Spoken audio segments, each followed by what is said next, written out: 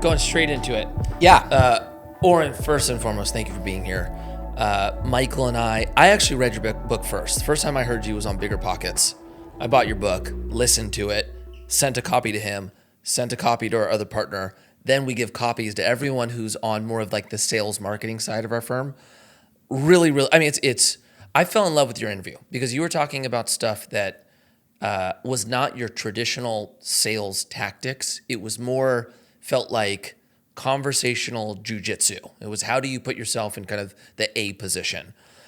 Was that learned? Was that trial and error that got you to the point of actually being able to control a conversation and getting people to act?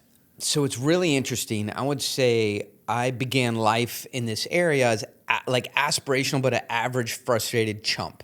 Because you read like Swim with the Sharks, and in that, you know, the 80s kind of style of books, the Tony Robbins, the How to Win Friends and Influence People. And that was kind of the standard of things, right? Then I met my partner, and he was a anachronistic kind of guy. He was in the capital markets. We worked with JP Morgan, we worked with Bank of America, we worked at that time with Bear Stearns, institutional, but he was a very, had a different way of seeing things. So we were in a deal one day, and tell me if you've heard this before, because I don't want to repeat these things all the time. It's not in the book. We're in a deal one day, and I needed the money from this deal. So what would happen is our deals would run out. They'd be like 6 or 7 months long. I would run low on cash. I have a capital-intensive lifestyle. At that point, lived in West Hollywood, and raced motorcycles, and so I burned through cash, and so deals have to close. And we're closing this deal. We've been in it for 7 months. My commission on it is like, a couple $100,000. And so the seller of the deal is not responding, and we've arranged the equity. The seller has to sell the deal, and it's just not happening. And Russell sends them an email, all caps in the subject line, lose my number. That's it. That's the whole, right? And so I'm like, oh my God, this deal just died. Unbelievably. And so I hear ping, ping, ping, ping, ping. I'm like, this is the go screw yourself. Can't believe you sent it. And the first email I read from the other guys is, we're sorry. Sorry to have held it up. We're closing this afternoon. The wires are in. I go, what just happened? We told them to lose my number, which is something so rude and out there. I've never seen it in like professional business with millions of dollars. And I'm scratching my head. I'm like, what? I felt like I reached in the back of a wardrobe to grab a sweater, and I saw a knob, and I kind of pulled on the knob, and I'm like, what the fuck? There's Narnia back there with like lions and spaceships and witches and warlocks and people flying through the air. I'm like, and I just poked my head into this otherworldly land where you could do things that made no sense in Swim with the Sharks, Tony Robbins, Win Friends and Influence People. And so I started to see the mechanics of influence in the capital markets with money is totally different from anything that you've been taught. And so if you fast forward all that to today and you see some of the things that I do on some of the calls like we took yesterday, you probably have ingrained a lot of stuff and pitch anything, done some of it and be like, oh yeah, it works. If you saw the stuff I'm doing today, you would lose your mind. Because imagine I've been doing that stuff now for 12 years and every day looking to sharpen the sword, tighten it up, go weapons tight, and improve. And I make daily improvements to that stuff that you read about. But that brought me into the world of you do not have to supplicate to people. And when you do, they don't respect you. When people don't respect you, a couple things happen. They only see you transactionally. What can I get from you? Number two, they take risks around you that they would not take around somebody real or around their peers.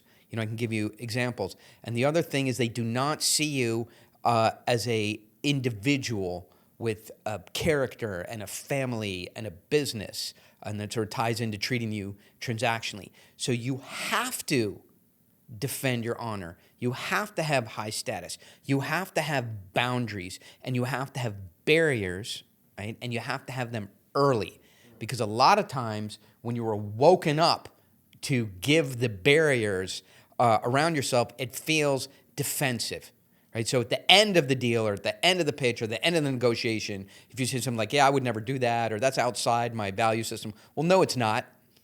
You've been talking about this stuff for an hour or for weeks or for months, and all of a sudden, you're trying to make a claim that you have values, but we've never seen them before. So the values have to come out immediately. The boundaries have to come out immediately. And when I say, like, if you saw my calls today, if there's 45 people on a call, an investor call, or physically in a meeting, I will remember 300, in the Leonidas, and in the Battle at Thermopylae. So they have that big hole in the center of the village, and he boom, kicks the messenger in the hole. I will do that to 3 people immediately on a call.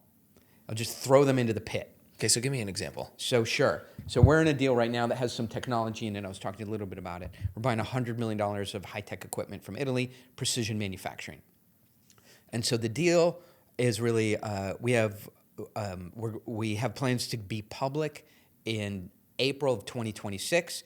We're snapping in this year, $15-16 million of revenue. Next year, we'll do $40 million of revenue, and then it jumps to 100. We have a team, we have a building, we have equipment, and we have a technology partner from Italy who runs the entire global market for this business. Nobody does anything in this $120 billion business, domestically $22 billion, without their equipment.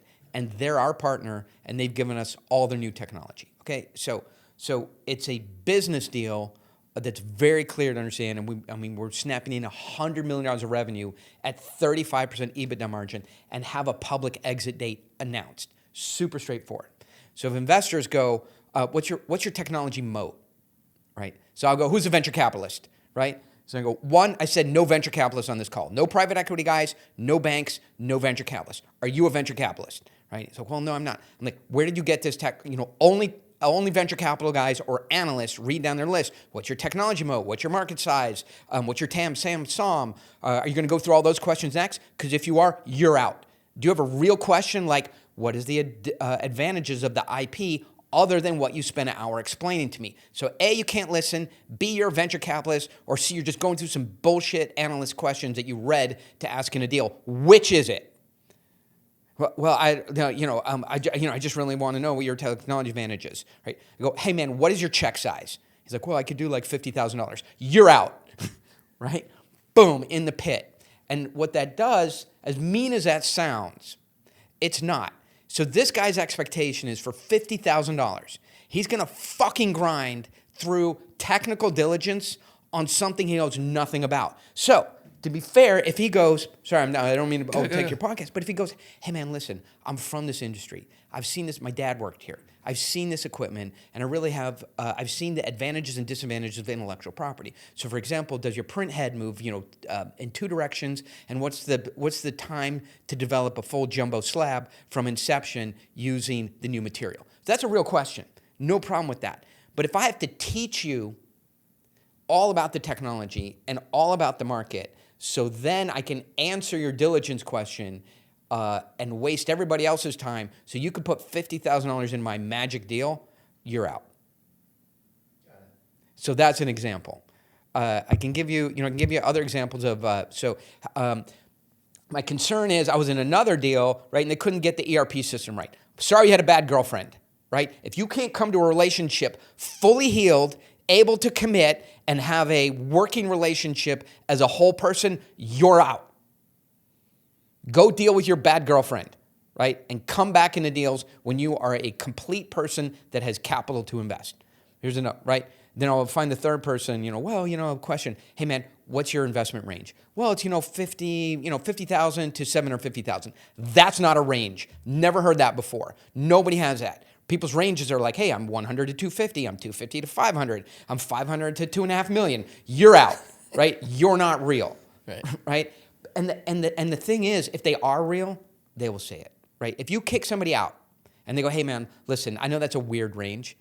If this sounds too strong, I'll tell you where it's coming from. Sorry, today. Can I, just to clarify, you're kicking people out on a call with 40 other people? Yes. Okay, so you are setting yourself up as the alpha in that position. So what I'm saying is there's a great movie with Ben Affleck called The Town. Ben Affleck and John Hamm. Yeah. Right? And there's a scene where John Hamm is talking about Ben Affleck, who's the bank robbers, right? And his detective crew is used to dealing with like small time robbers, right? And so he's kind of got a monkey, John Hamm, they're in Boston, and he's got like not the greatest detective crew. And he goes, listen, right? This Ben Affleck crew, this is the not fucking around crew. That's who we're dealing with. And that's what I want people to know, right? Wrong or right, we're doing, this call is serious. You want to throw out some bullshit monkey business, throw out some questions you know nothing about, and waste our time. I have no problem if you can absorb the answer. No problem. Ask the question, right? But if you're just throwing out diligence questions, wasting our time that you cannot consume the diligence, then you can't be on the call. And I try and be nice. I go, listen, hey man, tribal council has spoken. If you can just hold out your torch, be out. The support team has packed your bags, and they'll escort you, and you take the boat out, and fly to Puerto Vallarta. Welcome back to Kansas. Thank you for your time on the island, but this is the end of the trip for you. So what would you do if you, like, let's say you're on a call with 40 people and you're trying to establish that positioning from the beginning, and you're giving this idea that like, I'm going to kick people out in front of everyone. What if nobody asks a stupid question and there's nobody to kick out? Are you trying to still find a way to do it, or is it an alternative path to kind of create that frame as well? I think the thing is this. So again, the storyline is compelling. In the way we tell it. So it's not here's a problem, here's a solution, here's a value proposition, here's our mission, here's our team, here's our vision, here's the pro forma, here's the competition, here's the market size, TAM, SAM, SOM, and you put together the story, right, from this data. We provide the narrative of why this thing is happening today, right? The big thing in these pitches I think people miss is you leave people with the notion that this could have happened 3 months ago, 3 years, this deal could be relevant 3 years ago, 3 months ago, 3 years from now, 6 years from now. There's no reason for it necessarily be happening today other than you want it to happen. And so when you do mission, vision, team, product, solution, value proposition, features, benefits, TAM, SAM, SOM, competition, pro forma, key assumptions, and exit strategy and return and hold period. What it does is, even if it's real estate, it leaves the investor or the buyer to put the story together, the real narrative. And I learned from this Russell guy long ago, the reason a building is valuable is because of the people that go into it in the morning and leave in the evening. And if you know the story of those people, then you know the story of the building. So to answer your question, the story has high invective, or it has high emotional content, and it brings people out, right? And they want to authentically know stuff. And then what will happen? I'll go, what's your investment range? Right? And then they'll go, I could do 5 to 10 grand. I'm like, not sure how you made on this call. You're not accredited, no problem, right? However, for 10 grand, you have to believe, Ted Lasso, right? You just got to touch the believe sign, you got to walk under the door, and you got to be on the team. You don't get to drive a $100 million deal from the $5,000 position, right? You're welcome. We have a side-by-side CF.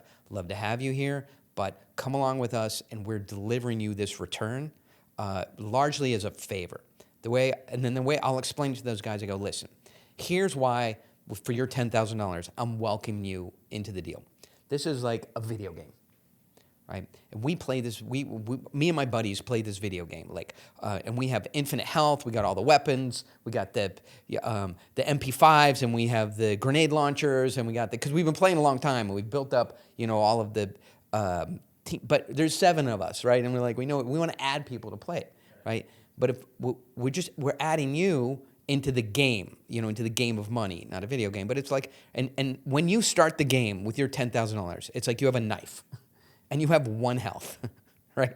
It's like, okay, we press start, right? Where's Mikey? Oh, he got shot. What? We've been playing for 5 seconds. Yeah, a bullet hit him. A bullet hit him. Yeah, he has no health. He has no armor, and he has a knife. Fuck. Well, where is he? He's respawning. I'm like, all right, everybody, grab something to drink. We're waiting for Mikey to respawn, right? Comes back on. Boom. Where's Mikey? He got killed again. So we need to get you, for your $10,000, we're bringing you into the game and helping you get a 4, 5, 6, 7x return on your money relatively quickly. And now you're playing with house chips. And so let us bring you into the game. Enjoy it with us side by side. Let us get you house chips, and you can begin playing harder and bigger. And my goal is that there's 300 of us here in not too long in the future, and we have. I think you're in the capital game too, in which it's all talk. So when you're in capital markets, right, you're dealing with people who are exceptionally smart, very socially adroit, adept, capable, manipulative. That's what I mean when I say manipulative. That's what humans are born to do. Is manipulate other humans. It's how we survive. Don't take it wrong. So people in the capital markets are extremely socially aware, extremely manipulative, very capable, and persuasive, right? And so everybody's talking blah blah blah blah blah. Nothing really happens until I move money from my account into your account, and then you do what you were supposed to do with that money, right? And when you do that, a very rare relationship begins to form. When Elon Musk did Tesla, I don't know him personally. I don't know the full story, but my assumption is he called up Luke Nosek and Peter Thiel and a couple of the other guys, and he goes, "Hey man, I'm starting a company. I need $3.5 million from each of you." And they go, "What are you doing?" And he goes, "Does it matter?" And they're like, "No." And so that was the PayPal mafia. Just wire the money. I'll let you know what's happening.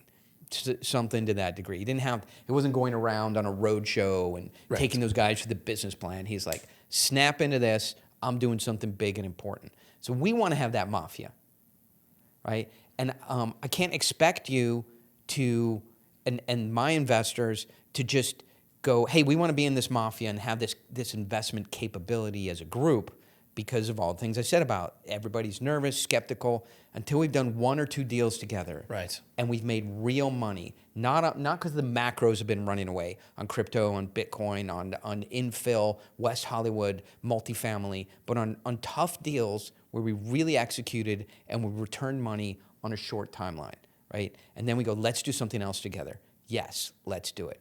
Because I know what happens is you get in a position where Elon Musk is in. We go, let's fucking take down Twitter. Right. Like, you think he did that on his own? Of course not. Right. Right? He did that with the other people that he took through Tesla, that he took through PayPal, that he took through SpaceX and some of the other projects that were working. So he goes, hey, I'm doing Twitter. They go, great. Where do we wire?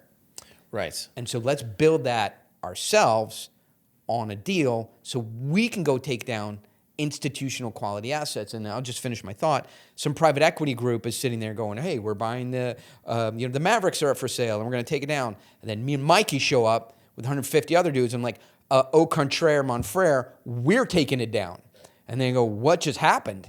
And so that's the ultimate goal. Okay, so I hear what you're saying. What I experienced when I sold my first business in 2015, we had investors, everybody got money. To be able to call on them for the next thing was easy at that point, right? So something did change. But prior to your first either exit or your first return of a decent return to your investors, for somebody who's getting started, how should they navigate through the conventional pitch that is difficult with lack of experience and maybe lack of influence, and get them to the point of getting people on board to give them the option to putting capital back in the pocket? Here's the pitch, and this is chapter 1, sentence 1 of the next book, right? This is the beginning of your pitch.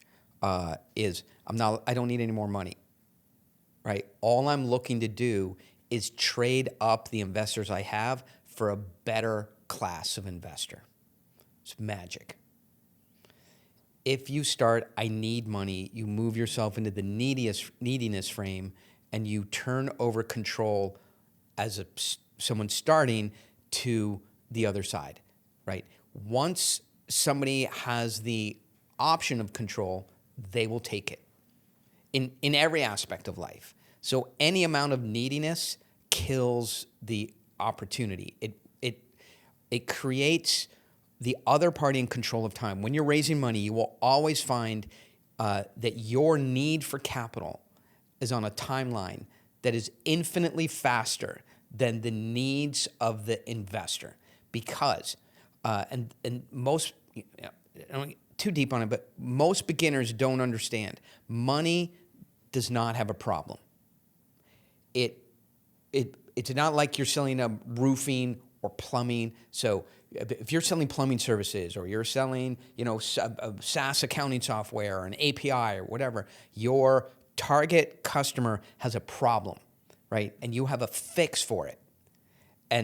So what you learn to do is features, benefits, problem, solution, value proposition. But money does not respond to that in any way because it doesn't have a problem. It's just sitting there like, hey, I'm fine. I'm getting, I'm pacing inflation. I don't want to, light myself on fire and be thrown in the ocean. So money is attracted to deals. You cannot sell to money, as you obviously know. So you cannot then signal neediness, because capital gets very scared of anybody who needs capital. I'll let you weigh in on that. Why that is, how many times you've seen it, but I can't, if you're a beginner, tattoo this on your arm, right? Capital is scared of people who need capital. Right. That's why the first line is, I don't need capital. What I am looking to do is trade up my investors for a better class of investors. If you're that person, which I have no idea if you are, I might consider you. Right. That is the starting point. And then number two is the market is changing so rapidly today. There is a small air bubble for which the size of deal we are, the capability, experience and capability of our team, and what we are doing is a perfect fit. Because the next thing you do is you scare people that either the change is too big or that just the opportunity is too big for you. So you have to size the opportunity to who you really are. And this is the problem where everybody dies, because it requires honesty with yourself. And that is anathema to the entrepreneur, right? You look in the mirror and you go, I can do it. And Instagram has put fucking nitroglycerin on the entrepreneur problem, which is, I can do it. I can wake up at 5 a.m. I can cold plunge. Without any experience, without any relationships, without any capital, I can go beat Tesla in the EV. I can march into the crypto game. I can go, I can become a day trader, right, and make money. And so without the honesty to see yourself for who you really are, what you're really capable of, to size the opportunity to what you can really do, the failure is built in to a lot of these guys who are starting. So the two things are don't signal neediness and size the opportunity to your experience. Really good. Really, really good. Don't do something too big. When you're talking about not coming off as needy, right? There's a point in your deal where you start to feel the momentum shift. In the beginning, you're just basically telling people about it. You have no money committed in the very beginning. And so you can see with some of the newer, whether they're capital raisers or allocators or operators, that they're going, there's no money in. Do I fake it that there is momentum? Because where I totally agree with you, and through our experience, no one wants to be the first investor in, and no one wants to put money in something that doesn't feel like there's excitement or momentum of dollars coming in with them, right? So in that first stage, how important is it to communicate the right message? And also, is there a fake it till you make it element? I guess is the next question, where if there's no capital in and you don't want to come off as needy, how do you get through that first, it's called three to 4 weeks? I feel like sales, fake it till you make it, works. Capital markets, so I have a perspective. Capital markets is very binary. You're an insider or you're an outsider. And outsiders get to say anything they want. They get to fake it. They get to say crazy things. They get to talk about, huge opportunities and returns, and we're going to be the next, Uber of Uber. And so they get to act crazy, they get to do crazy, they get to say crazy things, but they don't get the real meetings. So insiders is on the other side of that. So one is you have to figure out, and the capital markets is very resistant to outsiders. So would you do you have that same perspective? 100%. Yeah. So to give you more context on our firm is structured more in line with what you're doing with your current raise. We raise money from, by and large, retail investors with a handful of higher net worth. But as far as institutional investors, we're not really built for that.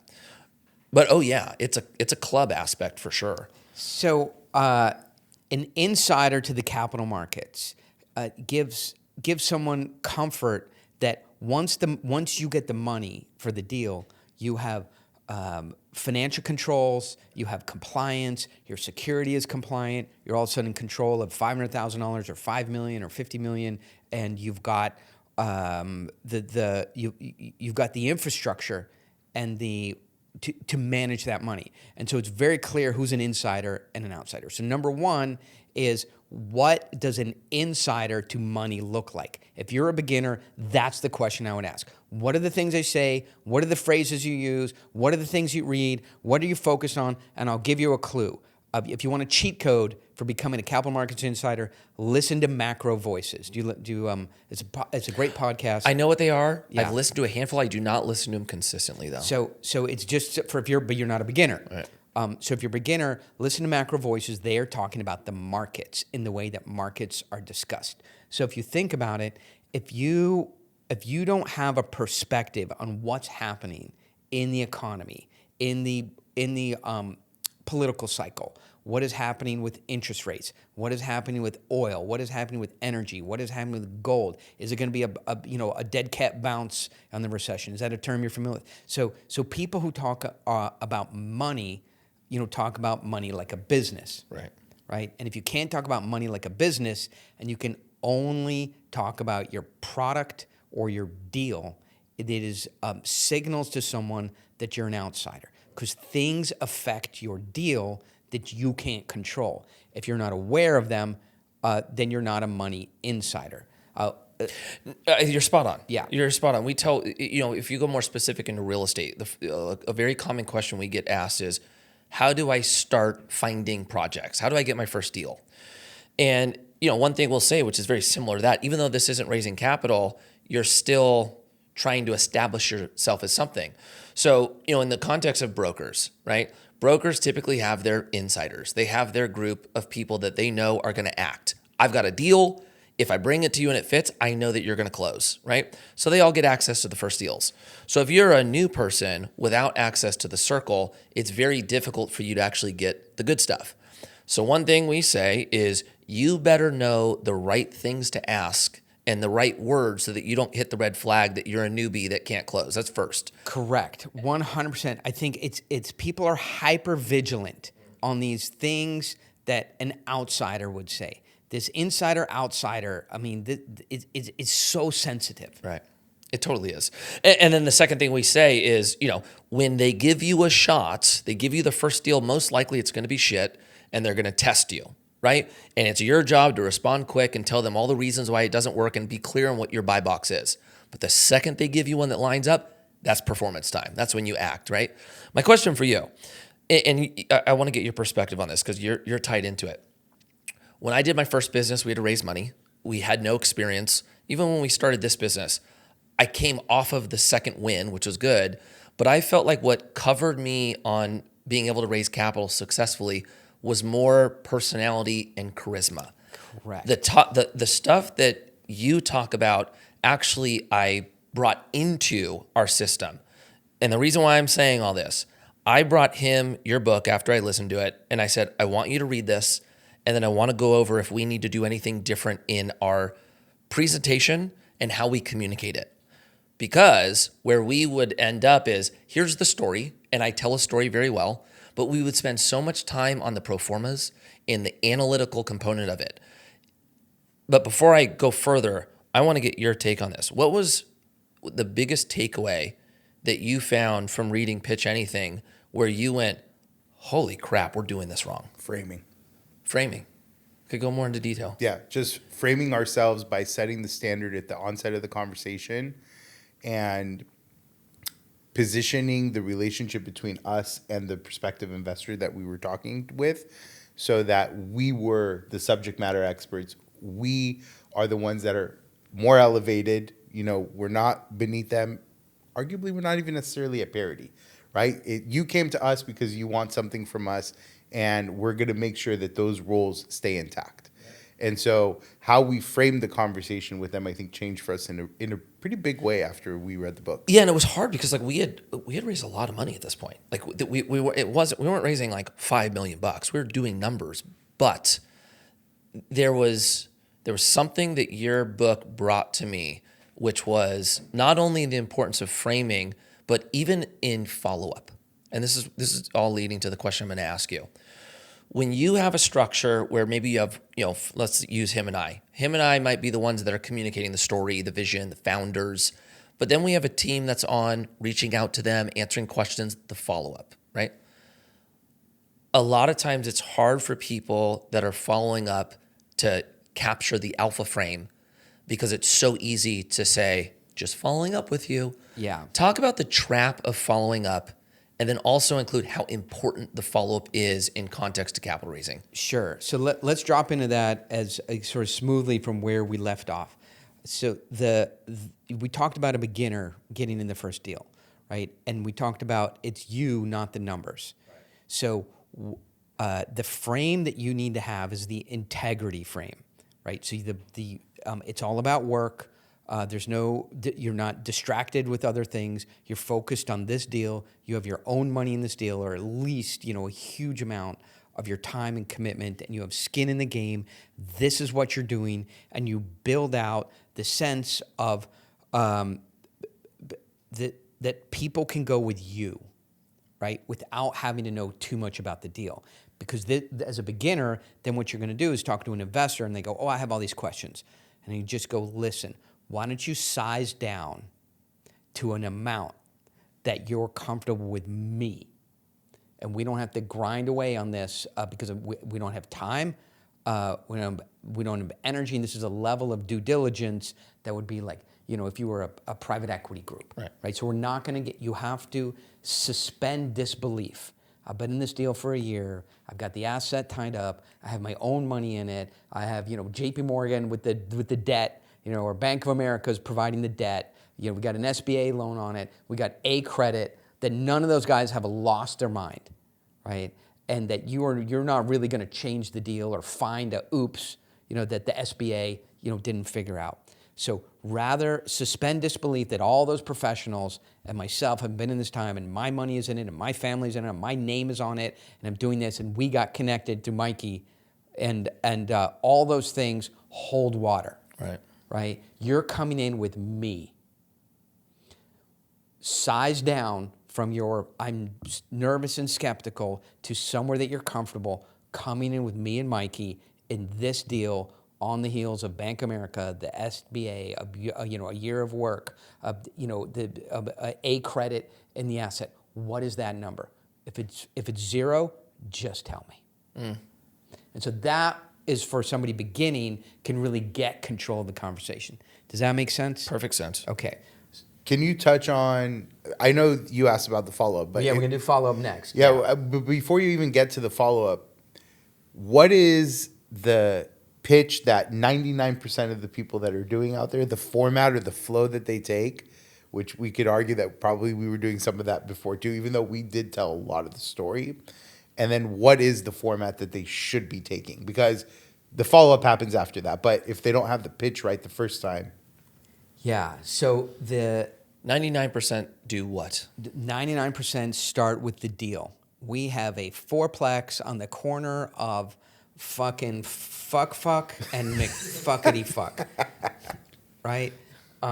This is the comps, show that this is worth $130 million. We're acquiring it for $19. We have an appraisal and so they're layering in all of these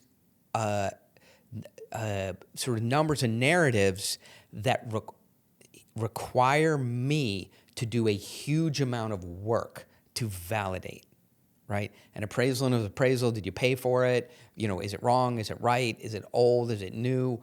Comps, are comps, where do they come from? Are they real? Do they really match? Is this a declining corner? Is this an up and coming corner? Like, what's the story around it? So what you're saying may be 100% true. It may be 25% true, but the time onus is on me to go figure all of that out. So the number one mistake they're doing is, I have this thing, right? And I have a bunch of data around it, and I need you, Mr. Investor, to go spend 3, 4, 5, 10, 20 hours figuring out if what I'm telling you is accurate, because it is not surrounded in a macro narrative. So the number one mistake is time. By putting the research and the diligence and the involvement on the other person. So a lot of the no's don't come from, I didn't like the asset. A lot of the no's come, I didn't like the economics. A lot of the no's don't come from, I didn't like the deal, right? Or I didn't like you, or some combination. The no's generally come from, I didn't have the time to figure out what in the Lord fuck you're talking about. And so that's where I think the mistake is. That's spot on. And now, what do they need to redirect it into? So the couple things are tectonic plates. How are the tectonic plates moving in this market such that this opportunity is open today, right? So the motivation to invest cannot be that you want an investment, that you found an asset, that you think you can reposition it, that you think you can make money in it. The motivation for an asset is the market is, there is more, this is the only story. There is more demand for this asset than there is supply. So everybody has to get out of product, feature, benefits, value proposition, asset class, asset value, to the markets are transitioning. There's a driver in the markets that's opening an air bubble. Inside this air bubble, there is more demand than supply for this kind of thing, and most of the guys who do this stuff are not inside this bubble for good reason. They're too big. I'm going to give you an example. They're too small. They're too smart. They're too dumb. They're too good looking. They're too ugly. I don't care what it is. So infill Newport Beach. Very fascinating moving tectonic plates in that local market. It is that the single family residences that you can reposition now are sort of $3.5 to $4.1 million at the to buy a single family residence that needs to be fixed up and repositioned. So in Kansas, that's like an institutional asset. So now, for the first time in Southern California, you have assets that are single family residences that are so large that they act like institutional assets in the rest of the country, other than Manhattan. And so that has washed out all the $1 million home flippers. They just don't have the sophistication. They don't have the capital. They are not credible enough to the lenders. They cannot do more, sort of one a year, and they just don't have even the handyman, ability, or they don't know how to reposition an asset. That's going to be a $5 or $6 million asset, and nobody's going to trust them to deploy $600,000, $700,000, $800,000 into a single family residence in Newport Beach, and they can't handle the permitting, the coastal, permitting and all those kinds of things. That's created an air bubble where you can acquire there's not a lot of competition for these repositionings in that very, very micro market. And also, you cannot do that kind of asset from Chicago or Manhattan or Austin. It's hyper local. So you also have to be there. And so that air bubble is opened up in that market. And what you can do, $3, $4, or $5, $6 million homes in a year and produce 90% return on capital. It's not going to last a long time, but it's open right now. So the tectonic plates are moving. And the way that they're moving is created this air bubble that has occluded other people who are used to doing that kind of thing from being able to play in it. And at the moment, there's more from a buy side. There's more demand than supply for this kind of asset that you deal in, and there's a choice. It's super hard to solve this problem. That's the missing piece, right? So people have this pitch, and you say, "What's the problem?" What you're presenting looks easy, and people with money go, "If it's easy, everyone be doing it. Why does your dumbass have this deal?" Right. Because there's professional guys like Mikey. There's professional guys like Nate, who are running 10, 20, $50 million of capital that they can snap into, right? And they're the eye of Sauron, and they're roving these markets looking to suck up the easy deals. Why would something like this fall in your dumb lap? You're new, you're learning, okay, you're hardworking, you don't have a lot of experience, right? But the pros would get this deal if it was so good. So now, the mistake is not to explain, this is super hard. Mikey skipped over it because there's work to be done, right? And it needs a driveway, it needs a roof, it needs to be repositioned, and he's just not going to do all that work. It needs to get a permit. Permit takes 6 months. Like, I have this deal because I'm willing to work on it. Right. Okay, so then the newbie or the beginner is going to make it all about the deal. There's going to be no specialty about it. There's no urgency. You could do it anywhere. Anybody could do it at any time. Okay, so you're now putting all the onus of the time on the investor to do the due diligence, and there's no specialty or uniqueness about it. What you're saying is make the story about the unique moment that will not be here forever and works here, and why kind of you're the one that has the unique opportunity, right? Yeah, what is the origin story is Yeah. the other things I'm seeing. How did you get in this? How did you get this observation? Yeah. Right. So I'm like, Uncle works at JP Morgan, right? And he's the one in charge of the it's great of the housing market data that UCLA publishes. So he gets it first, and then he has to disseminate. That means he actually has to read it. So he's one of the 1,000 people in the world that actually will see this report. He's one of 3 people that reads it. Right. And here's a good example. He saw this ADU legislation, additional dwelling unit legislation, coming to Michalov, and he came to me and he said, "Listen, right, go find 3 of these where you can put an ADU." Right, instead of the permit's taking 2 years, they're going to give you the permit in 30 days. You can turn and burn it, right? So I started looking, and that's how I stumbled into this one. Everybody else was like, well, I would never do that. I don't have a year to put in it, right? Now I realize I can do an ADU, do a little repositioning, $250,000, turns this $1.5 million asset into $3.1 million. That's why I'm here. Yep. I love that. So for a new investor, this is somebody you don't have a working relationship with, and you have not made them any money, right? You have a new lead. What is the average time frame that somebody should expect from pitch to close? Great. In what dollar range? I think absolutes, really good. Absolutes matter, right? Because really good question. Let's call it the 100 to 250. Yeah, 100 to 250. So that here's the problem. Like I can pitch that. I can pitch your deal. Some a newbie's deal. Right, I can go pitch it and take that $250,000 in that hour, right? Just go, hey, I'm in. Get over to Nate, get an accredited letter, get subdocs done, and end of the week that $250,000 ticket is in, and so the answer, the formula to the answer is certainty. How much certainty can you convey?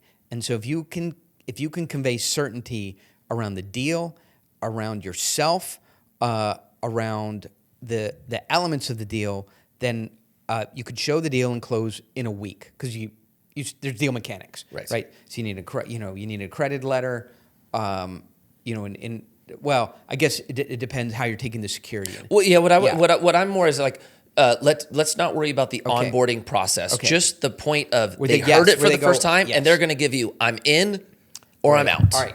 And take it even a step further, because in the context of real estate, you have a closing date, right? And so if they ask you, when are you closing on this property, and it's 60 days out, everybody wants to be the last dollar coming into the deal. Let me tell you how I do it. And maybe that will help, because I think a beginner can do the exact same thing. So I'll have 3 people, 10 people, 45 people, All one online person on Zoom? on a Zoom. Okay. Right. I think a good number that a beginner should be working with is 5 to 12 is a good range. So right. So I'll pitch the deal. And you always do group, not one-on-one? Correct. Here's why.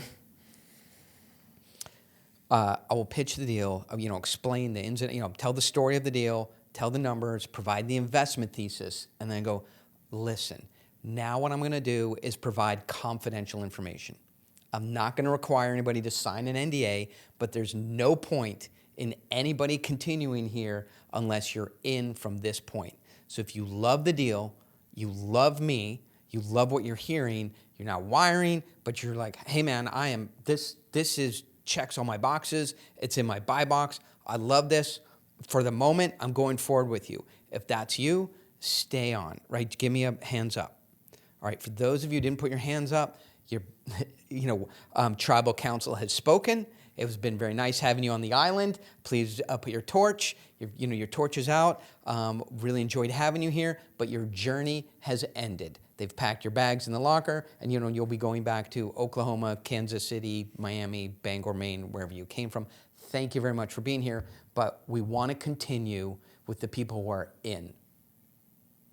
And so that to me does a million things, as you can imagine. 100%. Right, and so then there'll be some people there and go, hey, if you don't mind, we thin the herd. There's 5 or 6 of you, and then I'll just have a conversation with them. Hey Joe, tell me a little bit about yourself. You got kids, and then and then it turns it not from a pitch, but into a little bit of a community. I have a 10-year-old. Yeah, he plays hockey. This is very different from rapport. This is not rapport. This is, hey, we've got rid of the non-players. Right now we're a team together. Let's know each other a little bit. Right? We don't have to go into Jewish geography. We don't have to go into, like, your sister went Northwest. My sister went Northwest, 10 years apart. Maybe they know each other. Right? It's just like, kids, family, what kind of deals you do, because the next thing you want to do is, hey, we're a little working group here. It's good to meet you guys. Hey, John, if you don't mind, I don't think it's a big secret. What's your range? Right? And then you can sort of size people in this environment, and they want to hold status. Right. Right? So they go, well, I can do 250. My deal's, and they'll all go, as they'll go, 100 to 250. I'm like, okay, great, you're at 250. Right? If you need to size down for any reason, we can do that. But let's just say you're at 250. I'm like, okay, now I'm going to get you in the data, and we're getting into the follow-up question. I'm going to get you in the data room. I'm going to get you the presentation you saw, and we're going to get your number. Exchange. We have correct information, and we're going to get a call set for Friday, which is enough time. We're going to get a call set for Friday, which is enough time for you to look at the data, ask a couple questions. We'll get together one-on-one, and I'll see if I'm going to let you in the deal. So one thing that I've added to my deal, which is honest and true and magic, that you have to figure out for yourself on how to add it, is I go, listen, I do not need money, right? I'm certainly always looking for a better class of investors. But in my deal, I need 300 unrestricted investors because we're going public. Once I have that 300, I'm shutting it down, right? Because to go to NASDAQ, so you'd have to figure out, we can figure out here how to do it in a private deal. But to list a company on NASDAQ, you're going to have 300 unrestricted investors. And if you think that I'm going to take you into the deal because you're just going, hey, I want to invest $250,000, you make me money, I'm not coming to the calls, I'm not participating, I'm not, coming to the working groups, have no interest, all I want is a return of capital, you're out. So in order to have people in, you also have to offer the out. And that is ultimately this is the way. You can't just be saccharine, sugary, sweet, delightful, smiling, kind, fun, because that triggers fear factor in people. Nobody has that much, Mother Teresa, inside of them. There has to be two sides, the in and the out. So in order to be in, you can't just show the in. You have to show them the exit as well. And so I go, listen, if you're only here to make money and not participate and not be part of the Mikey Mafia, you're out. That's just not what I'm doing, right? I honestly do need, a 300 investor Praetorian Guard, because NASDAQ knows you're not going to go public with investors who you don't have a relationship with and could potentially dump the stock, causing an unstable stock. But in the same way, you could say as a beginner, listen, the worst thing you can do in your first 5 deals is take an investor that you don't know well enough, that literally you don't know well enough, is unreasonable, and or even very high friction, right? So it's not a matter of, yes, I'm willing to write a check. The question is, would I take you in the deal? And I don't know enough about you at the moment. That's right. And I learned that the first time I ever did this, right? Because the first company I started, I had never raised money up until this point, and I didn't have experience going into the industry we did. We started a brewery up by your house. Oh, yeah. And we were so desperate for capital, anyone who said yes, we took their money, right? Considering they were able to do it. But like if somebody was kind of a pain, yes, you're in. There's a challenge that comes with that in the beginning and when you're not experienced, you feel like you just have to make the exception because you need dollars. But the pain you get on the back end is brutal. This is the thin red line of, I need the money. I will figure this out later, but I'm going to take this psycho along. I see red flags all over it, but I am an entrepreneur. I'm a problem solver. I'm a people person. I'm good at fixing solutions. We need the money. I'll fix this later. Except it's impossible after to kill monsters while they're small monsters. That's right. But here's the funny part to it is you're so desperate for capital that you just want to say yes and you'll figure it out on the back end. But once you realize that bad investors are detrimental to good deals, you start saying no to them in the beginning. And what results in that is the in out that you explained, and then you end up getting more capital. So that's the funny part about it. No is very powerful. When people see you say no, right, they know what. So what do you think that people learn about you when they see? That's why I do the group calls. When they see you say no, what do you feel like they're seeing in you? They see that you have boundaries and that you don't let anybody participate. You value the people that are with you. Correct. Also, that you have values. So when I ask people, hey, what are your values? Right, in an audience, and they'll go, well, be good, be kind to other people, do unto other people as you're doing to yourself. Don't covet your neighbor's wife. Tithe to the church. And I'm like, no, you're reading me the Bible. You're not telling me what your values are, right? And so the other thing is you cannot tell people you're a good person. It has no evidentiary background. It has no stick rate to it. You can show people your values. You cannot tell them your values. Whenever somebody's telling you they're a good person, right, your skepticism goes, at least for me, goes sky high. Right. Right. You don't have to tell people you're a good person. So you show them. So we had a guy, an investor, on a call 2 days ago. Right. I'm talking to him like, hey, man, you're just lurking there in the background. Well, first of all, the other thing I do is I go, turn your video on.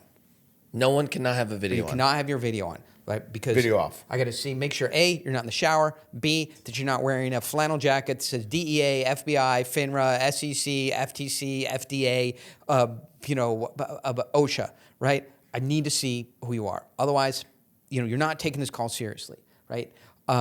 I do understand that it happens. I try not to allow anybody in a car. We could do a whole hour on why, right. Guys calling from cars. You're just entertaining them. They're not burning office hours. When you're burning office hours, it's like a level of seriousness. We're in the car. You're like, hey, should I listen to Ben Shapiro, or should I listen to Mikey talk about this deal? Yeah, I'll do Mikey today. Would you kick somebody out of the call if they're in the car? I do. If they explain like, hey, I was just picking up my daughter, she was in the gymnastics, she's going to make the Olympics, I couldn't miss this, but I also want to do this, and if there's a reason, but they're like, fuck it, I'm in the car. Like, what's your problem? Then Okay. then I So kick how them would you out. how would you launch it in that scenario? Would it be, Okay, hey, my man, you're in the car, you're not giving me your attention. Do No, this some other time, or will you say, yeah. hey, I don't prefer when people are in the car. Correct. Can you give me a reason why? And if it's acceptable, you say, okay, you can be in this time. If it's not, you kick them out. Yeah, exactly. Something along those lines. Like, hey, man, I prefer not to have people in the car. It's super disruptive, hard for you to pay attention. I don't want you to crash while you're driving. What's going? So here's the question. Here's the way to do it. What's going on with you? And that is what I love. So I have a couple things that are so authentic, and they're not what I would call, questions in which you already know the answer. I'm like, hey, man, tell me what's going on with you. And people will, right? They're just not used to that question. And if you frame it up like you're in the car, this is a scheduled call, talking about investing $100,000, a deal that we've, worked for a year, brought to market, I'm in myself, and you're, I don't know, in your car. What's going on with you? And then let them explain what the situation is. I'm like, hey, why don't you come to another call some other time? Right. So I have a guy on a call, and I'm like, yeah, put your video on. He puts a video on, and I'll watch these guys in the Hollywood Squares. I go, hey man, what's going on with you? Like, am I boring you? Because you're yawning, right? If I'm boring you, no problem. Like, you do not have to stay here, right? And then you have to be self-deprecating. I get it. A lot, like we're talking about numbers, we're talking about return, we're talking about Fed cut, interest rates, we're talking about macros. This can be boring stuff. If this is boring, nobody's forcing you to be here. So what's going on with you? And then he's like, oh well, I just came back from overseas, right? And I'm like, okay, cool, reasonable answer. We go along a little bit. I'm going, hey, you're being very quiet. Like everybody's asking questions and taking notes, and you're just kind of lurking in the background. What's your? And then I'll push a little bit and go, what's your investment range? Right? He's like, well, I will. I'm still thinking about it. Right? And I'm talking to some architects about the product, and I'm like, yeah, but what's your range? Like people know what their range is, and so he wouldn't give me his range. I go, listen. I told you I have $1 million, a disclosure, like a confidential disclosure. I told you I have $1 million in this deal, right? And that's how much I have in. You're not an investor. You won't even tell me like what you range at. This is weird, right? And then he was sassy. And then I just go, listen, man, look at all the beautiful people around you. These are like, kind of Trump, like beautiful, wonderful world. I go, look at these like, cool, participating people around you. I just don't think you'd be a fit for our investor community based on like what I'm seeing here. Why don't we just agree that this is not, this is not a solid fit for you and I and the community that I run. So why don't we just call it a day? Right. Grumble, hang up from. So then again, over and over, the other people, I think that's very, if I say I have $1 million in the deal, financial disclosure, some confidential information, and you won't even range yourself, it's a red flag. So I'm hunting around for red flags and then investigating them a little bit deeper. And then if it really is somebody that, is just not going to be a fit, then call it a day. And what allows you to do this is some kind of mechanism. And we're now back to the beginning of the call. That's right. Where you can continue to add people. If you're afraid that you cannot resupply this investor base, you're never going to have the courage, the stones to kick somebody out. And if you don't have the stones to kick somebody out, you're needy. Nobody else will see that you're high status. You don't have certainty in yourself. You're not able to convey certainty. And a lot of high friction things happen in the deal if you're a beginner. What allows you to do all of that is some mechanism to supply, new investors into your pipeline. Right. I have two questions for you on timing because I think it's important. One is people that come late. Combination of you starting on time, people coming late, and the second thing is you being the one that actually ends it. Correct. So, hey, listen, I didn't come here to get personally criticized by you, okay? But I do all these things incorrectly. So you can live. These are some things you can do incorrectly and live. But I want to, and we got to talk about follow-up too.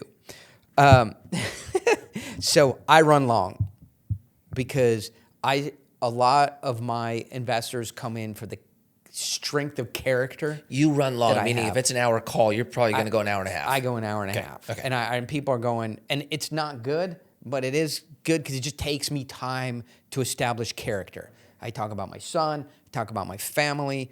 I have a mechanism which explains to people why I'm doing this, which is I have a capital-intensive lifestyle. I show a little bit of that. I air that out right away. I don't act like I'm Mother Teresa because I'm not. Right? I don't try and act like I'm building schools for disadvantaged kids in Baltimore. I'm not. Right? I am a capitalist. I do deals. I provide a return for my investors in the deals. I provide investor relations and compliance and all the tax and treasury and security and legal and all the things I think they need. That takes all of my time, and the rest of the time I focus on my family. That's what I do. I have a hockey rink attached to my house. Capital intensive life. So it takes me time to provide them the integrity journey that I think they need. So I run long, which I can be better at. The other thing is today's world, people come late. So the degree that I've tried to fix that, it's just counterproductive. You can't heat the ocean. People come late. It's needy to say, hey, I start on time. Like people roll in. Just say, hey, welcome, Jim. The thing I go, you're here for the 9:35 call, right? Because the 9:30 call is just about to wrap up, right? Hey, everybody, let's get ready. Are you settled? You got your coffee now? Everything's squared away? I try and do it nicely. You good to go? All right, cool. And then Susan will come in and we're like, hey, Jim, you're off the hook because there's somebody worse than you, and that's Susan. Hey, Susan, what are you doing, right? And I'll try and interact with them and get them integrated into the group because people come late. But where I do try and address them, get them integrated and everything like that. So that is people coming late, running long. Running long is a flaw because what happens is people just time out, and then you have this really weird ending, which is like, hey, sorry, I have a hard stop, I got to go, and then you haven't really locked down the follow up. So how important is it for you to be the one that says I've got to go? I'm the one ending the meeting. I'm the first one to. On a group call, it's not important. One-on-one? On a one-on-one, it's a disaster if you don't do it, right? If you go to Silicon Valley, have you done anything in venture or Silicon Valley or met with venture groups or that kind of thing? Only from a passive investment. I've never done a company where I needed their money. Got it. So I've been in a lot of those pitches. It's amazing. They give you an hour. Right, you could talk about baseball. You could talk about your kids. You could, give your opinion on the. They just give it to you. You can just be wrapping up the noose, slipping it over your head, making sure it's tight, attaching to the ceiling. They just let you jump off the chair and then swinging.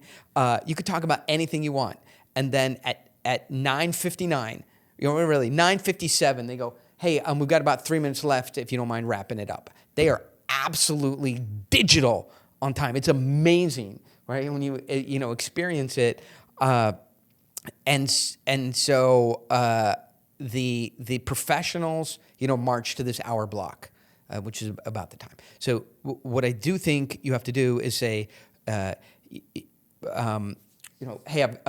we've got about 15 minutes left. I'm going to do 5 minutes of X left. In the last 10 minutes, we're going to do a little bit of this. We're going to get you out of here at 10 o'clock. And you got to be the person because I have something that I have to jump to. So you have to be the person who is busy with the time constraint, because otherwise we don't have to get into the fundamental brain mechanics of it. It running long signals neediness. I'm here without anything else for as long as you need me, right? You can have my pager number. You can have my, we're going to be at the lake house this weekend. I'll give my grandma's, second phone. She sells a wired phone. I check my email, every 2 hours. And of course, if you need anything, text me and I'll respond right away. Neediness 101. So neediness 102 is, I don't have anything else going on today. And I'm going to stay on this call until you want to go. And neediness 103 is, have a presentation to give you. If you have any questions, feel free to interrupt me. What the fuck are you talking about? Why are you giving me a presentation that is so incomplete I'm not a special snowflake. I just put money out the same way as anybody else. Why are you giving me a presentation with holes in it that I am going to need to fill? Like, you do your job and I'll do my job. If this is a call where I'm going to be doing your job for you, I don't want to be on it. Really good. If somebody asks you a question in the middle of a pitch, your response is? In one of my pitches, Yep. Hey man, what are you doing? What's going on with you? Right? Like this. Let me go ahead and get through this, right? And then we can deal with all this crazy pants stuff that's going on. Put right back. And right back. My pitch, there's no daylight between narrative point to narrative point to narrative point. Right? I got something called the Magic Pitch Deck. Happy to share it with you. It's no secret.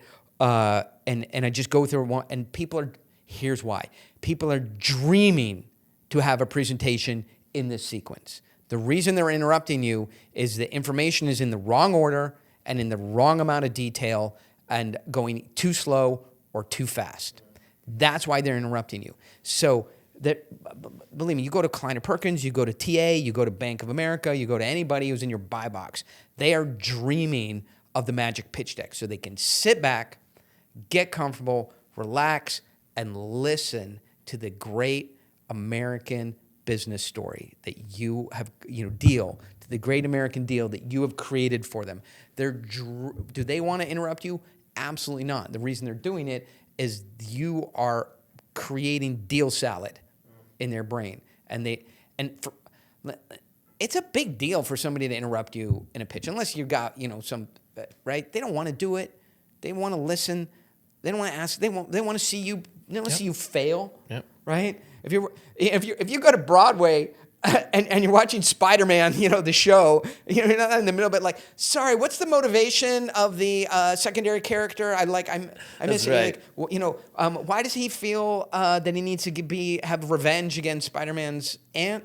Right? That's right. Like, something's wrong with the story. Somebody should be lifted and uplifted and caught away with the narrative and the beauty of the story and excited with it. They inherently don't want to interrupt you. So if interruptions are happening, something's wrong on your end.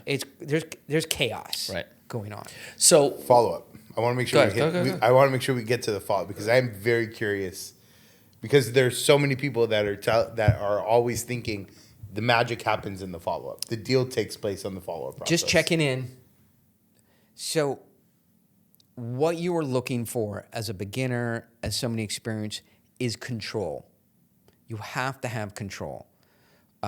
You have to be a control freak because if you don't have control, hear me out, they will have control.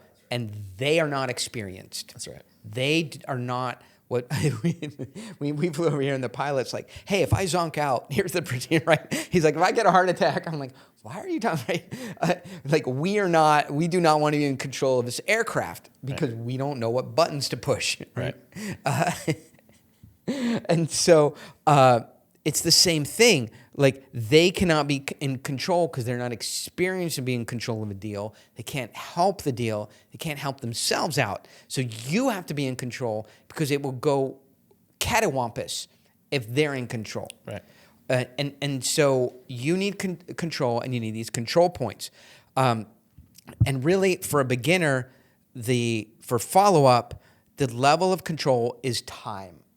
All right? So if we're talking about a real estate deal, you're saying, hey, look, I have a debt commitment that I paid $150,000 for, and it burns out on, so what are we now here? On September 15th, debt commitment burns out, right? So obviously, I'm not going to be working with investors on September 12th, 13th, and 14th. Right. So let's build a timeline, and I need you to tell me if this basic timeline works for you. And if it doesn't, right, let's just not even start the process. So now we got some commitment to a basic timeline. You do this before the pitch? I will probably do this after the pitch. Yeah. Right, but I'm happy to do it before. Yeah. Right, to get people to. No, you could do it at any time. I love that. Right. The nice thing about real estate is the timeline in real estate is tight just by nature. So that is beneficial on that end. Last business I did, it wasn't. We started the business, we had the capital. But I love the idea of making sure they are aware this is what is in front of you. I need to make decisions by this, and if you're not on board, don't waste my time. Well, it sounded like in the pitch problem. too. But here's the problem. If they think the timeline is because of you and your desire to make a sale, Yep. to meet your monthly quota, to get your win the bonus, satisfy your sales manager, or whatever reason, if it's because of you, it doesn't work, and then they dig in their heels. It has to be systemic, right? It has to be because of this has to be done before the new it has to be and it can't be like it can't be made up, or it can't be because of my sales manager, right? It has to be, we have a debt commitment that times out. We have to get our equipment order in, or we can't launch the factory on time. Right, so I need to make sure going in that this timeline works for you, right? And they're like, well, I don't know, and so let's role play, right? So I'll go, hey, look, we're talking about $250,000 ticket. You gave us a thumbs up. I just want to make sure we're on the same timing, right? And that you've got the capital available. So if you've got the capital overhang and the funds available, assuming we get the paperwork, you're finished due diligence, you've been through the data room, your CPA signs off, your 9-year-old likes the deal, your wife is happy with it, the sun rises tomorrow, assuming all that stuff's happened, you've got the capital and it can be deployed on that timeline. Is that accurate or not? That's accurate. Okay, cool. So for us, we have a closing, on the security. We're closing the security September 30th. On September 33rd, no more capital is coming in this round. Price is going to $1.55 from $1.04 on September 33rd or October 5th, whatever you want to call it. So I just want to make sure there's enough time for you to do all diligence, get your paperwork in. If it's qualified funds, get the funds transferred over and get closed, and there's some slop in there. So there's 30 days for us to get there, about 35 days. Does that make sense to you, that timeline? That works. Okay, cool. So let's just work it backwards, right? Because some of those things, we want to leave some slop in there, so that's 3 weeks. We want to get your subdoc signed, and then we have to countersign, and we got to do our bad actor check. So that takes us a week. So that gives us 2 weeks. Right? You need a week to do diligence. I don't want you doing diligence faster than a week. So I need you to get inside the data room. I need you to come back with some questions, even like, why are you using this font? I don't care, but I need, Mikey, when the Van Halen would tour, right? They would put in the contract that there'd be no, whatever it is, no blue M&Ms were allowed in the bowl, right? Van Halen didn't care about blue M&Ms. They just cared that somebody was reading the contract. I love be like, that hey, this is story. a weird thing, Yep. right? I need you to come back and go, because we have little Easter eggs in there, right? Blue M&Ms. I want you to find one of them. It's easy to find, but I need you to come back and ask one question to show me you've been in the data room. That's about a week. That next week, we are you're signing subdocs and organizing your funds to wire, right? So then you say, hey, I don't know if I can do that. Go ahead. Look, I love this project. I'm just not sure I can operate I don't think I can make a decision in that timeline. Yeah. So I'm super confused, which is fair. Like, we got together because you were referred, and then you were on the call, and you said, hey, I'm an investor in real estate, right? And my range is $100,000 to $250,000. And so this deal is straight down the middle of the fairway, right? And $100,000 investors know that these deals, because of the debt commitments, don't hang around for 90 days. There's no $100,000, $250,000 investor in Southern California real estate is going, I don't know, I can't get my head wrapped around something in 30 days, because they know month after month, year after year, deal after deal, that deal is gone. So what's going on with you? I'm just confused about what you're saying you are and who you really are. It's okay. Like, you can say, hey, like, I thought I loved the deal. You're making me nervous, and I'm out. If you're out, just say I'm out. If you're, but what's going on? I'm not sure if I'm comfortable with 250. I know I told you it's 250, but I'm a little bit, I don't know, I don't feel comfortable with that amount. So that's what's holding me up. Got it. We don't have a sales team. We have one compliance guy. Nobody's going to call you, with any kind of, so it's just like us, right? where do you need to size where this makes sense for the actual timeline that is actually doable in this deal? Yes, I'd say 150. I'd feel comfortable. I'd be comfortable in that timeline. 100 makes sense for me. What I love is our investors come in, right? They start at somewhere that they're comfortable in. They see the performance. They see us start to hit pro forma, and they go, can I size more into that deal? If we can, we fit them in. If we can't, we try and provide. So if that's where you're at, that's perfect. We'll get you on the timeline. I'm going to have Nate check in with you, set a call for him on Friday. Number one thing, get inside the data room, and let's get you prepared for subdocs and the wire on this timeline. This is what everybody is straight up the middle of the fairway. It's what every investor who's ever made money with us has fit in that box, in that timeline. This is really the institutional way that it's been done. Mikey, welcome aboard. Very good.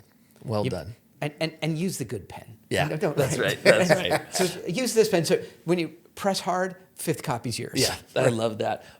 Last question. Yeah. Just because whenever we're training people, whether they're closers or setters or anyone on follow-up, they're uncomfortable with the idea that they're going to lose somebody because they're too harsh, which is one.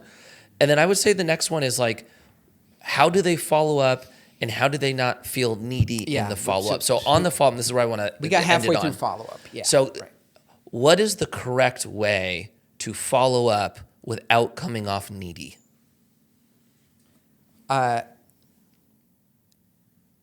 Number one, can never follow up without new information.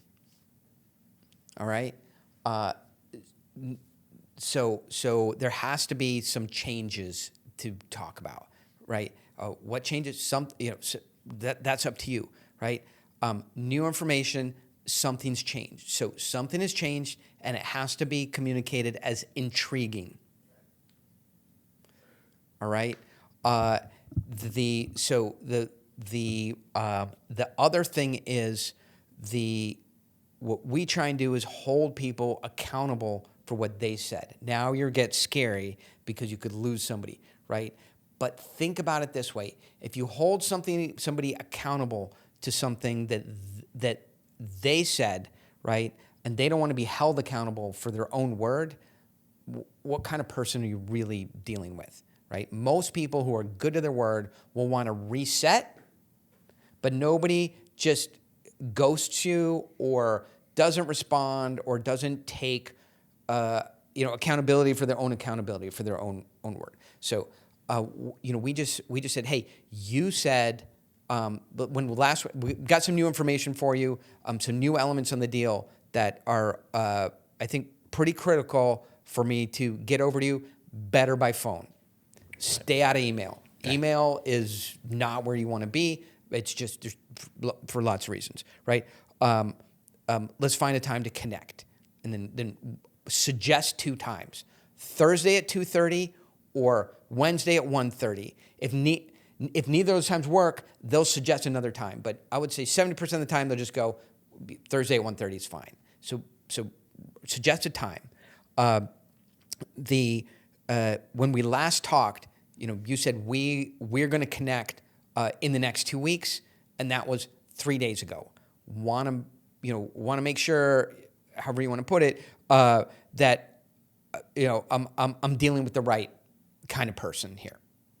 And then the last thing is you want to have a open loop where this is not the last a set and forget communication where like now you do have to go following up. So you can there's room to follow up on this email. Yep. So watch. So let's make sure to talk this week. I have available, not what works for you. I have available Wednesday at 2:30, Thursday at 10:15. Which works? ? Right? That now they either have to respond or that gives you the ability to respond on that open-ended question. And now you can push it down to a lower status person to work on the time. Nate, Mikey is having some challenges with his schedule this week, right? He's got some stuff going on, right? Find a time that's convenient to both of us. And now Nate A low salesperson doesn't have to expend status to set this meeting, where you do. So that's why you asked, how can I not go just checking in, seeing where you are, because you are demonstrating neediness and expending status. Okay, so now Nate does not have to expend status because he's the whale shit on the bottom of a sneaker. We love you, Nate. We love you. Sorry, Nate. So he's like, so he can go, hey, Mikey, just checking in. It looked like you guys were trying to do, Wednesday at 2:30. Right. What works, what works on Thursday? Let me see if I can make it work. Right. Then if there's no response there or the responses aren't good, we will add people to that email and start talking about them on the email. Right. So we'll add somebody else in, right? And it says, hey, I think he might have gone on vacation, right? And start talking about them until they respond. This is the way I think of it, right? Until somebody feels so triggered, like you don't want to have to be walking to the edge of town with a bucket of paint to climb up the water tower to defend your sister's honor, right? And so we push them so far, like, hey, I don't think they're working at Microsoft anymore, right? And they're like, no, and that's the one when you go, I don't think they have their job, right, anymore, or like they're in the middle of a divorce, or they're like, you can continue to erode their status in your eyes until they respond. Yeah. And and then once they respond, they just jump right back in the lane. Right. I view it like going to the gym. So, end of the day, you live 6 miles from here. Right. I don't want to tell people you live 17 okay. Mountain View Lane, Yep. 33, the I second appreciate outside that. with the Thank white you. mailbox. But I mean, that's confidential to you. I wouldn't, Right. I wouldn't want to disclose that. You long day here, all day talking to investors. You're supposed to stop at the gym at the way home. You want to have dinner with your family. You're running a little bit behind, and you just blow by it. But the reality is, if you just get there, you'll do the workout because you've worked out 1,000 times and you know how to do it. It's just getting there. So if you can just get them back on track, they'll snap back in. Yeah, that's good. It doesn't bring all this baggage with it. I find like when somebody gets back on, It's just right back on track. you get right back on track. And so ultimately, I think the more you are compliant with them, the more you are flexible, the more you are saccharine and full of sugar, the less, so you think you're doing the right thing. There's many things in the human condition where we think we're doing one thing, but we're doing the exact opposite. Right. Right. It's called meeting girls. But but when you are, they don't take you seriously. You're enabling the behavior. You're enabling their behavior and you're passing control over to them. And there has to be this veiled sense that if they're in no way functional, right, that you have taken the center line, the moral line, the high integrity line. You've made it about the work, and you've done it professionally. You've included other people. We're not talking about you behind the back. You can't say we're talking about you behind your back. We literally included you on all the emails, Right. about yourself. And there has to be a sense that you have a boundary. The thing is, like in every social interaction, somebody is going to want the center line, the strongest position, and the strongest position is always in America. My duty, community, family, faith, work, team.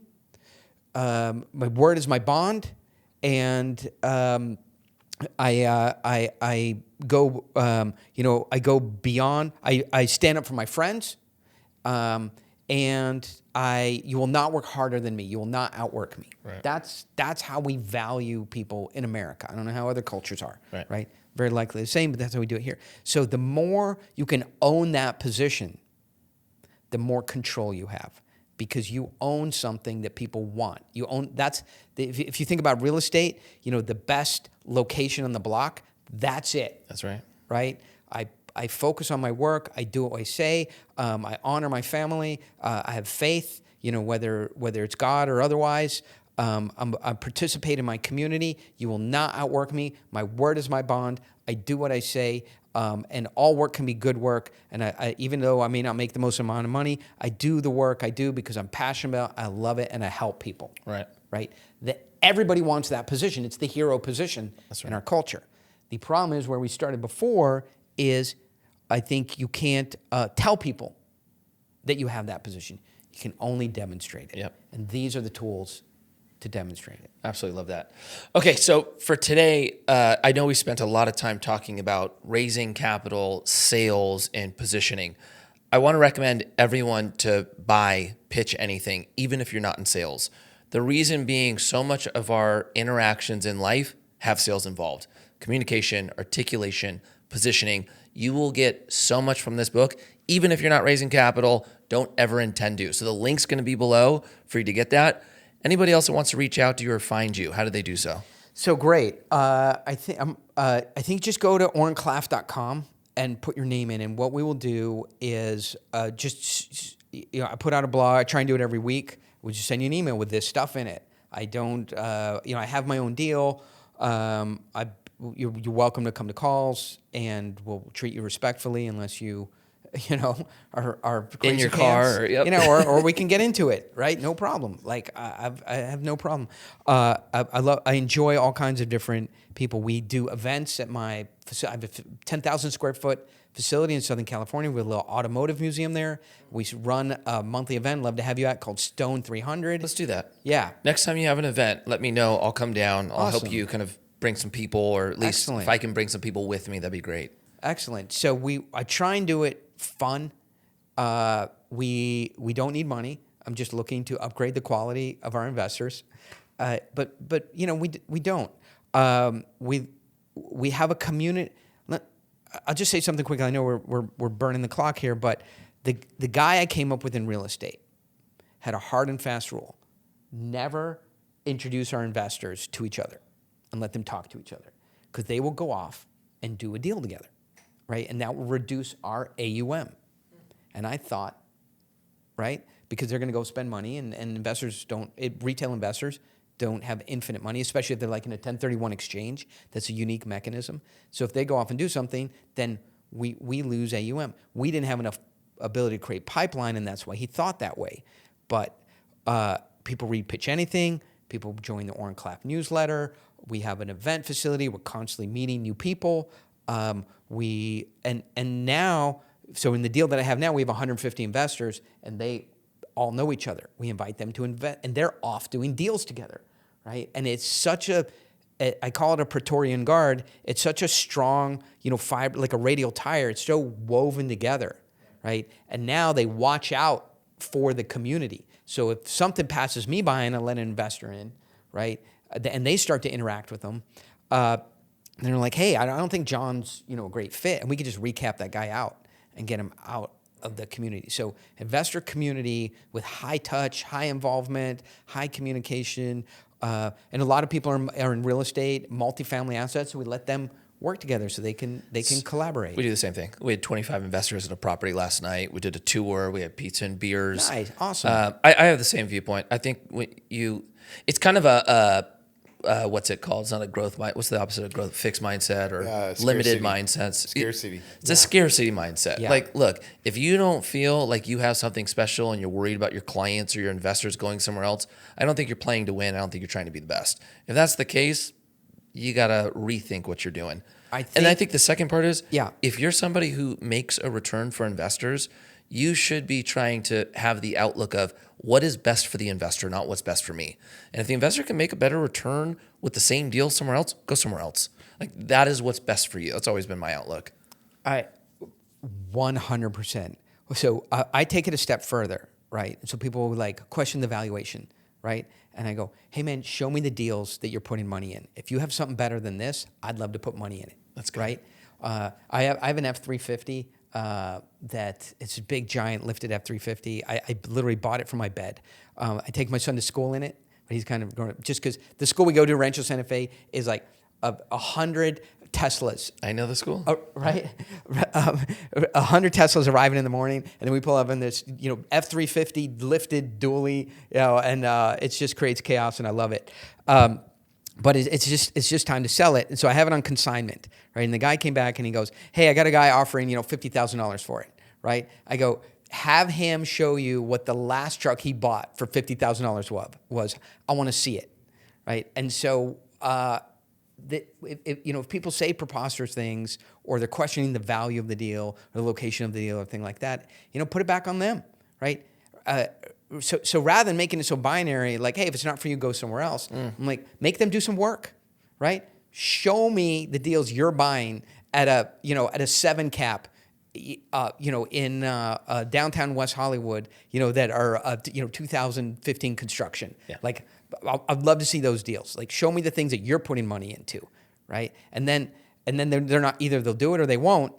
But then you can look at a deal and say, look, man, let me help you out. This thing is preposterous, right? The reason you think you can buy 7 caps is because you're going to lose your money on this. Let me help you into the real world of making money, right? Or, right, you're just negotiating. The other thing for new, you got another second?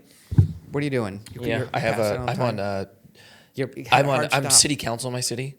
And I have a 2:00, but we might just be running out on card on that one. It's okay. Remember I told you I'm not capable of ending on time? Yeah. Well, I'm proving it to you.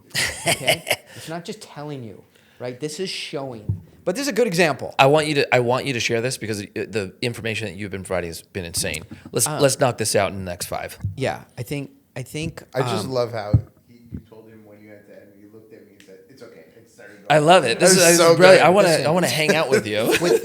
with when you're a beginner, when you're early, and I don't know what you define a beginner, first couple years in real estate. Yeah. What you're going to have is you're going to attract ankle biters, people who want to do the deal. They recognize that you have a good deal, but they're going to grind you at the 11th hour and 59th minute. And by the way, by definition, they're like, yeah, the deal died at the 11th hour, in 59 minutes. By definition, that's when they die. Right? They can't die after midnight, and they don't die at 10 p.m. People stay in it. By definition, it died at the last minute. Oh, my deal died at the last minute. Yeah, that's when deals die, the last minute. But we have this situation. I want to just give a tool, and that's why I'm burning another 2 minutes of your time. Is when retrades happen, they happen when you are most weak. And when people come and ask for repricing, for price concession, for discounts, whatever it is in that particular deal, they do it when they sense your back is against the wall. You have to close, you need their money, and they're holding it back, right? And they go, well, I looked a little bit deeper into the comps, and I found some weakness in it. Like, I'm still in, right? But, I need to, I need to be in at 11.5, not at 13 million. Right, we see this behavior all the time. You can't, right? Do, all the time. Lenders, it happens a lot. So the way I deal with it is I go, okay, listen, we've been working on this for a long time. We have 20 or 30 hours together, right? So a couple things here. Either, I get it. This is like a crazy Ivan, right? Negotiation strategy. Right? It works for you. You probably have millions of dollars using it. You come in the last minute, you're like, well, I don't know. I found this thing, about you or the internet, the deal, or interest rates, or Obama, or the Trump, and Trump got shot, and the markets are and this works for you for years and years, and you just got accustomed to do it, and it's some crazy Ivan bullshit. So no, that is not going to work here. Or the other thing is, this is really you. You're like, I'm going to be in this deal for 6 weeks, 8 weeks, 10 weeks, negotiate evenly, have this guy put a ton of work on it. Trust me, our families broke bread together. And at the last minute, you show up and try and hold the deal hostage, right? So I need you to tell me either, hey, yeah, this is like a crazy Ivan thing I do. It usually works. It's not working with you. Or this is who I really am. And this is how I behave. And if that's the case, go fuck yourself, right? Because it's not going to just be now. I'm going to see that every quarter when we do reports. I'm going to see it on exit. Or disposition. I'm going to see it every deal. I'm going to see the same thing, right? So if that's really you, that's not who I work with, right? It's just like this thing you do, and it's like goofy. You try to pull over to me, and like a bunch of the old guys, do it this way, swim with the sharks. Nice try, but let me know which one of those it is so we can decide how we move on from here. All right. And that's control, right? Put it back on them for them to tell you who they are. And they're, well, it's not really that. Like, no, it is really that, right? You only need to tell me one thing. This is goofy. I'm sorry I did it. Put the words in their mouth. Or this is how I behave in deals, right? And you're always going to see that from me. Just tell me one of those things and don't allow them to say anything else. And that will, as difficult as it is, you have to get to the bottom of why this is happening. I love that. I'm very glad you added that. Oren, absolute pleasure. Thank you for having us. I cannot wait for everyone to hear this one. Oh, cool. Thank you. Yeah, I appreciate the invitation.